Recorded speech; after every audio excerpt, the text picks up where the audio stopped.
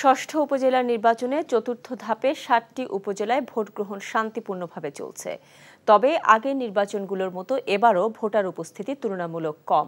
এদিকে চট্টগ্রামের পটিয়ায় ২ vice chairman প্রার্থীর সমর্থকদের মধ্যে সংঘর্ষে গাড়ি ভাঙচুর ও ককটেল বিস্ফোরণের ঘটনা ঘটে। এতে আহত হয় ২ জন। ময়মনসিংহের নান্দাইলে জাল ভোট দেয়ায় এক ব্যক্তিকে ৬ মাসের কারাদণ্ড দেওয়া হয়েছে। সকাল ৮টা থেকে ভোট শুরু হয়ে ভোট চলবে বিকেল ৪টা পর্যন্ত।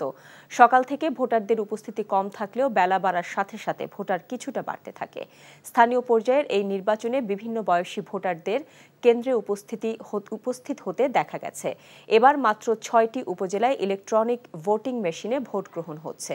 বাকি ৫৬টিতে ব্যালটের মাধ্যমে ভোট হচ্ছে। এদিকে বন্যার মধ্যেই সিলেটের জকিগঞ্জ ও কানাই উপজেলা পরিষদের নির্বাচন হচ্ছে। পানিবন্দী মানুষ নৌকায় করে এসে ভোট দিচ্ছেন। ঘূর্ণিঝড় রিমালের কারণে স্থগিত ২০টি উপজেলায় আগামী ৯ জুন ভোট গ্রহণ হবে।